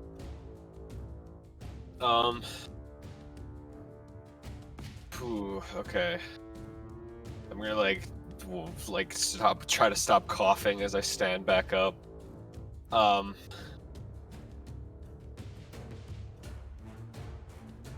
just gonna go in. I'll just damn it.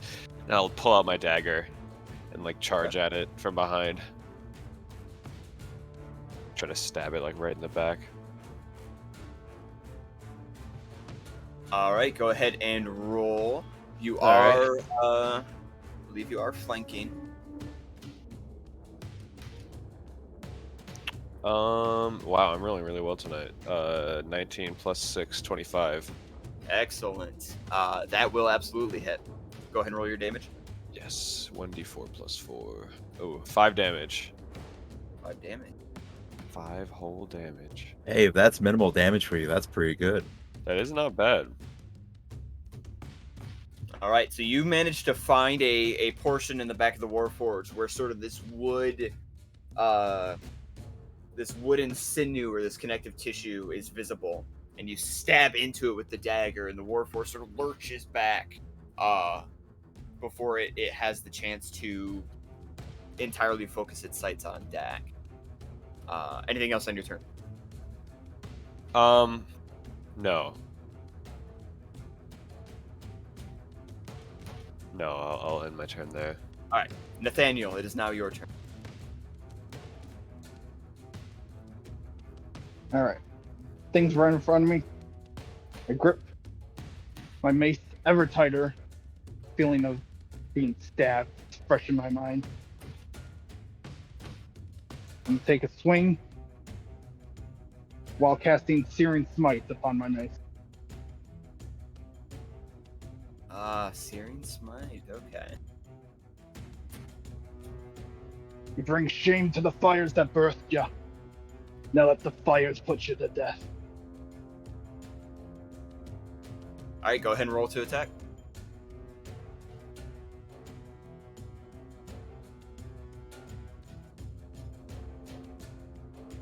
Yeah, 10.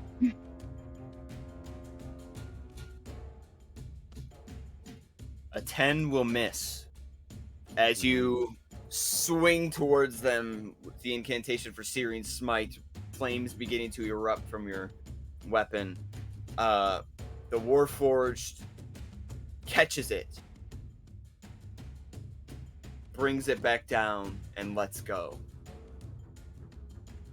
Alright. Perhaps the fires that burst you are stronger than I thought.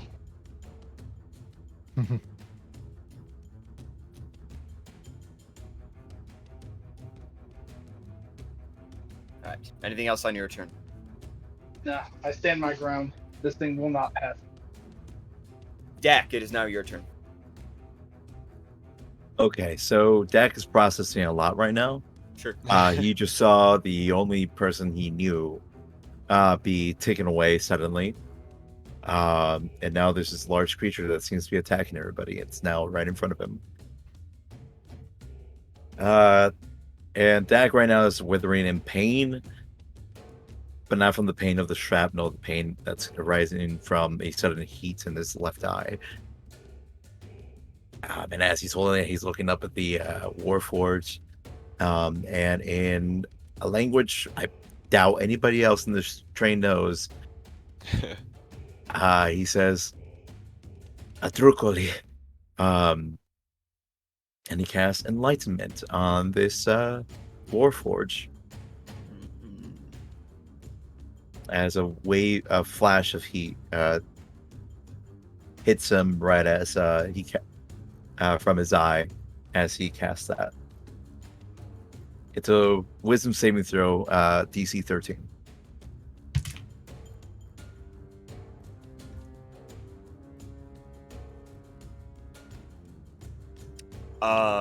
He fails with an 11. He's gonna take 3d6 psychic damage. Nice. Go ahead and roll. That's gonna be 14 psychic damage, and he has to use his reaction to move as far away from me as possible. Yes, indeed, he does. You see the Warforged just recovering from the dagger to the back, attempting to recompose itself. Now twists and contorts violently, letting out this awful echoing scream that sounds like it's reverberating through the parts of its body, like it's trapped inside. As it suddenly lurches to the right and runs past Johannes. Johannes, you can take an attack of opportunity if you wish. Ooh, sure. That's just a regular attack, right? Mhm. I haven't played a melee class in ever, so 12. I don't know if that hits. 12 does not hit. Okay. You make another swing. You tend to make another swing at the Warforged as it runs by, but it eludes you, running zigzaggedly across until it finds itself side by side with Set, visibly contorting in some sort of pain that you aren't able to recognize.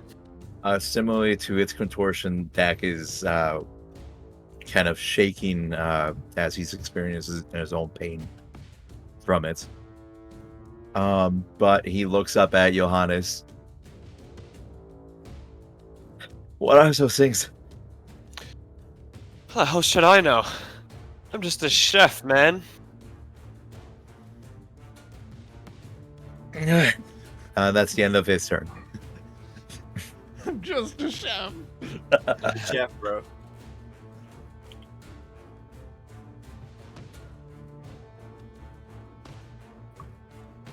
All right. We move back to the top of the initiative with Sylva. All right. Well, seeing that there's no way, I guess, do I hear? I'm imagining I somewhat hear the Warforged behind me having. Yes. Yeah, Created you're close a- enough to perceive that the Warforged has turned its attention towards the dwarf that you had seen in the lounging area before. And there is clearly a scuffle going on behind you there. Making the visual clear. All right. I kind of softly just kind of like. I'm sorry. As I will fly over here. Along the way, an echoous song will play or will come out of my. Will come from my lungs. As I draw my rapier. And attempt to stab at this mechanical wood. All right. Go ahead and roll for the attack.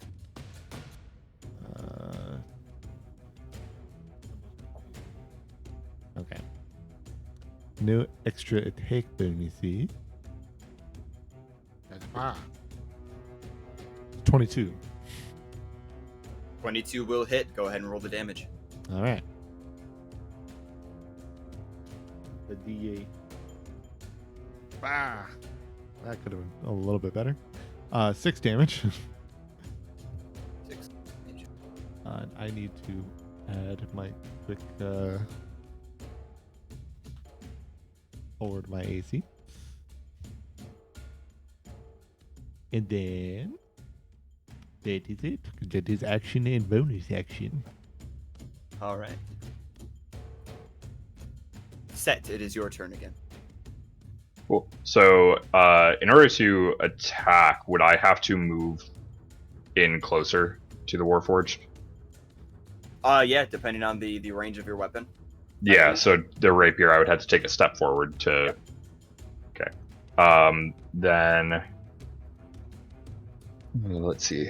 Yeah, so then I will go ahead and take a step in and take a swing, in theory, aiming for one of the joints at of the Warforged. All right, go ahead and roll for your attack. That will be a 24. All right, that will hit. Go ahead and roll damage. All right. Hell yeah, Batman. 9 points of damage. 9 points of damage. You bring the rapier about, and with a hearty swing, you cut it at such an angle that you are able to find several of the connecting joints running from one of the forearms to the torso down to the leg. You swing the rapier down, and as you do, you see the wooden sinew connecting the pieces of the Warforged together splinter and snap, and the Warforged, still writhing in confusion, crumbles down and falls to the ground and becomes unmoving. Cool. Whoa. Anything else you would like to do with your turn? I will, seeing that it is now basically deactivated on the ground, I will start moving away from it just in case it's not done. So, like, I guess I'll go ahead and like use a bonus action to disengage just in case. Okay. So that was 5. It would be 10 to move there, so 15, and then another 15. So I'd be right up by Johannes. Yep. So you're now right up next to the halfling, who you notice has, from them being attacked by the Warforged, also looks in a significantly worse state than you are in currently. So with that, we move to our other Warforged's turn. So this Warforged, now being assailed from both sides, is going to rotate around and swing the arm blade that it was originally prepping for Nathaniel. Instead, is going to swing it at Sylva. That is a 5, which I'm assuming will miss. That's a yes. So as it's swinging, it misses the height, and it just whizzes above your head. You feel the air shift from the arm blade flying directly above you. Shorter than you think. As it rotates, it continues to move around in this circle and brings the other arm out, revealing a second arm blade,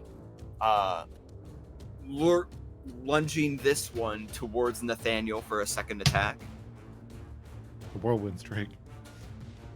This one is going to be a 19 to hit.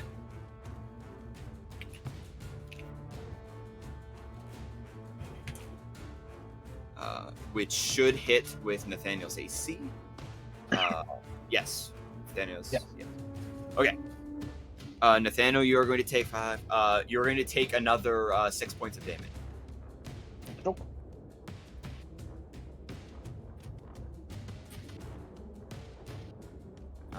And then the Warforged is going to, with those 2 strikes, sort of push itself away from being in between the two of you and begin to move back out into the main aisle.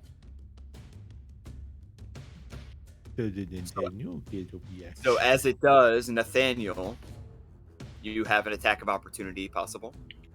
I was hoping. Alright, let's see if this one is better. Not very much. 11. 11 will miss. You attempt to bring the mace down upon the Warforged as it is moving, but it manages to step away at just the right time. It continues its movement further into the aisle, and now, Sylva, you have an opportunity to play.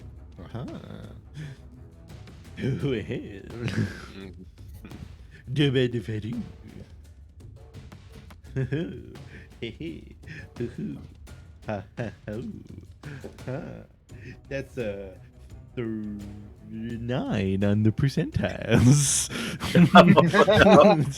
Join us, brother. Oh man, this is episode 1, guys. The cast. has rolled up a 3 of 5. You said that was a 7 what? on No. the percentile? 9. 9 on the percentile. It's thematic. Episode 1. Oh, yeah. That one roll. Yes, That's a good how it one. works. You go to swing, missing, just barely missing the Warforged.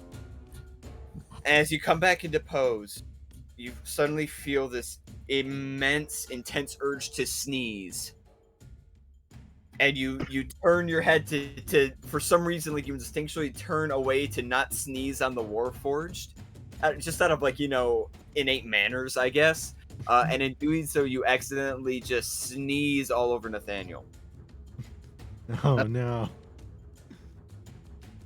You had me at a chew. Well, bless ya, I guess. Oh, I'm so sorry. What's in my beard? All right, so that brings us to Johannes' turn. Well, so this one over here, he's still like hanging out. So the Warforged that you see, it is laying on the ground, seemingly unmoving. Unmoving. The light in its eyes has not faded out completely, but it is just sort of laying there still. I'm gonna come approach it and look at it. All right, what are you looking to do once you get up to it? Does it seem like it's like breathing? Does it have like a weird energy core or like? Make Huh. make an investigation check for me. All right. Not good. 7. That's no good.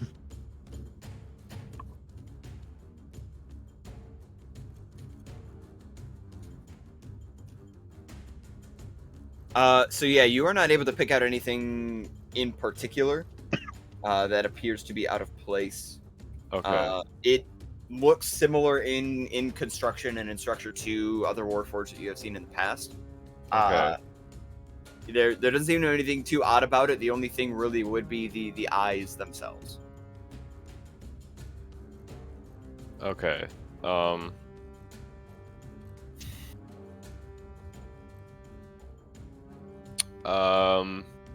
Is the window's not open, right? No. Okay. No, it's fine. I'm just thinking. If you'd like to jump out of a moving train, by all means. No, I was thinking of tossing it out of the moving train. Ah, I don't know if I could do that. I might be. I mean, it's kind of what he was told to do in his defense. So you've already made that investigation check there. So I would say that potentially on a following turn, you could make a strength check to see if you could lift up the Warforged to bring it to one of the windows. This area I is can also try that. open, right? It is still closed off. Oh, okay. Yep, the preceding carriage has been ripped away, but the doorway there is still closed in. Gotcha. Yeah, it was just the only thing I asked earlier was if there was a window to it. Yeah, you can see through it, but it is closed. Can I open it at all? With an action? I don't know if I can. I will. Okay, here. You know what? Here's what I'll do. I will allow you to attempt to open the door because this is going to be a strength check as well. Okay. Yeah. I'll let you go ahead and Strength check. Ooh, bad 4. 4. That's not good. So you give it a hearty pull trying to open it, and Set, you see the halfling rush over and sort of grab the door and try to yank it open. As you do, there is another heavy lurch as the entire frame seems to shift a little bit, but the door remains sort of locked in place, and you are not able to budge it. Shit. That's what Johannes says. What are we gonna do? You say We that need to get rid of these things. Yeah. We need to get rid of these things.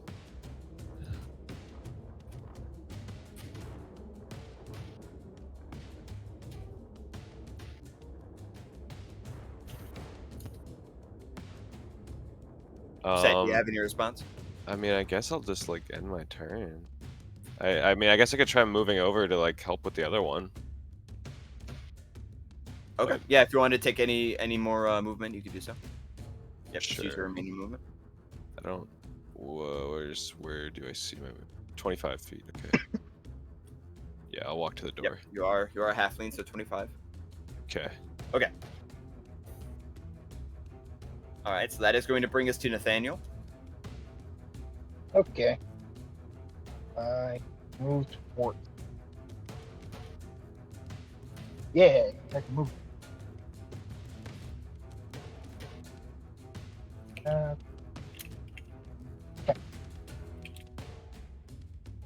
I'm gonna take another. Try this. It taunted me for the last time. So. That's a 21. 21. That is absolutely going to hit. Yay! And There we Sylva's go. Smite is still active as I didn't make a hit yet, so that's still good. As you are going to bring the weapon around, Warforged begins making that sort of dissonant tone again, looking towards you. Go ahead and roll for damage. Fuck with that. This might just still end. 2 fire.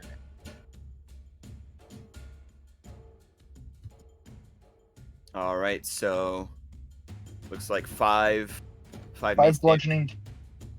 plus 2 of the Searing Smite. Let's see.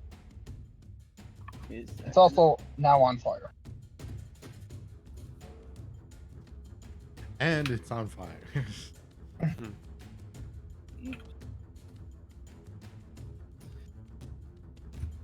Could this Nathaniel. make it any worse?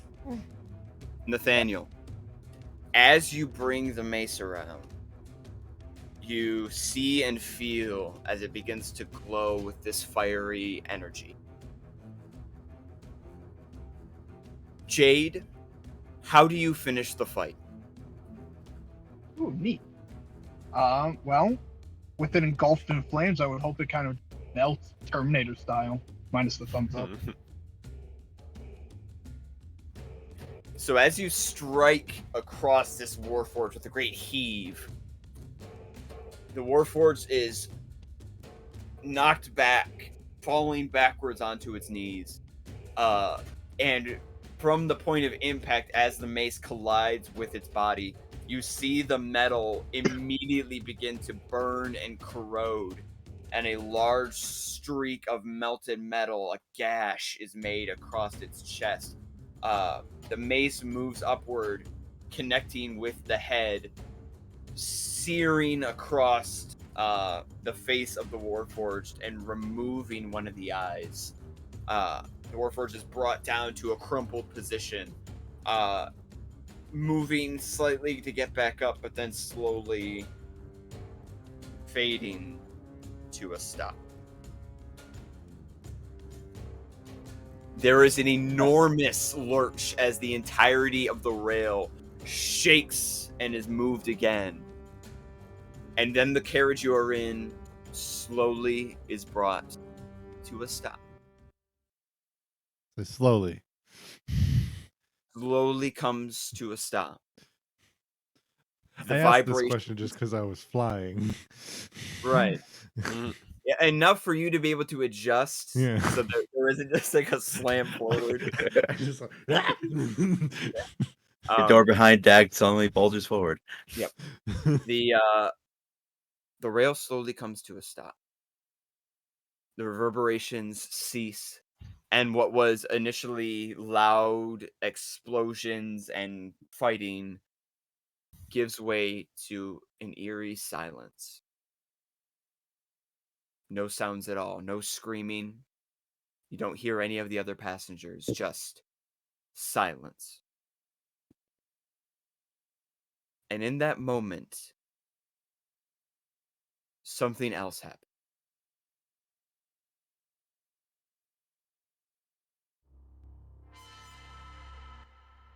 Oh. The Warforged come alive again. From their positions, their eyes grow a caustic red, as if they are attempting to burn out of the chassis that they are housed into. The arms and legs twitch and move unsettlingly. The heads turn, snapping up towards the sky.